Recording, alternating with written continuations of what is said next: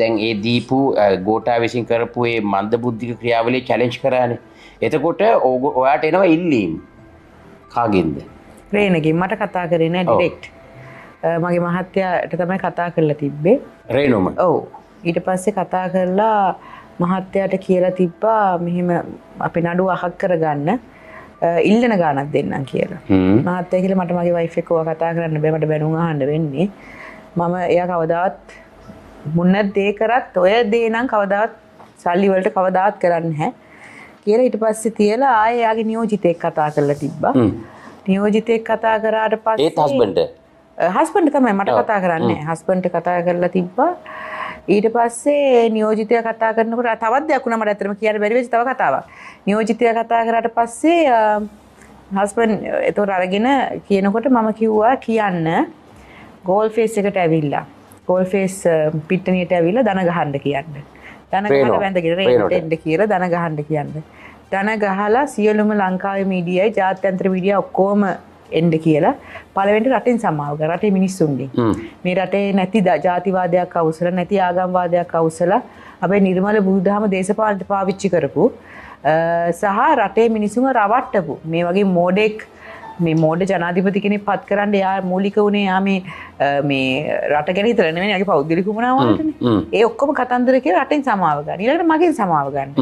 මගෙන් සමාව ගන්න. ඒ ඔයාගේ සමාව ගන්න කිව්වොත් මට මම මේ එයත් එක්ක පෞද්ගලික ප්‍රශ්නයකට මේ තාත්තා වෙනුවෙන් සටන් කරපු කෙනෙක් මට කිසිම ආවදාලත්වයක් තිබෙන්නේ. හැබැයි ඒ කාලේ ඇතුළත මට කරපු දේවල්යි වාට මතකනේ මොන තරම් ගෑනු ළමයට මං හිතන්නේ කියන්න තියෙන හැමදේම මාධ්‍ය භාවිතාවදී මාධ්‍ය භාවිතාවෙන් කියන්නේ මාධ්‍ය ඉතින් ආයේ කුණුම විදිහටනේ භාවිතා කරේ වෙන කෙනෙක් ඇත්තටම සියදිවි හානි කරන් කරපු දේවල් වලට අනිත් එක මට අවුරුදු 23 ඉඳන් වද දෙන්නේ 23න් තාත නැති වෙන්නේ මම කිව්වා මගෙනුත් සමාව ගන්න එතකොට මම හිතලා බලන්නම් කියලා ඒත් හිතලා බලන්න ඔව් ඊට පස්සේ එහෙම කිව්වා ඊට පස්සේ මාර වැඩක් වුණා මට ඔයාලට කියන්න බැරි වුණා රේනගේ වයිෆ් ඔව් මම හිතුවේ ඇත්තට අහිංසක ගෑන් ළමෙක් කියලා. කිසිම ඒ විදිහම තමයි උද්දච්චකම ඇති රේනගේ වයිෆ් අපේ මහත්තයා කියන්නේ ඉස්සරයා ඔය මොඩල් කෙනෙක්නේ. ඔය මහත්තයාත් ඉස්සර නිරූපණ ශාස්ත්‍රයේ හිටපු කෙනෙක්. පරණ එක්කෙනෙක්. මම දන්නවනේ. එතකොට ඔයා දන්නවනේ. ඉතින් මම අපේ නළුවෙක් ඔව් අපේ වගේ රඟපෑවනේ.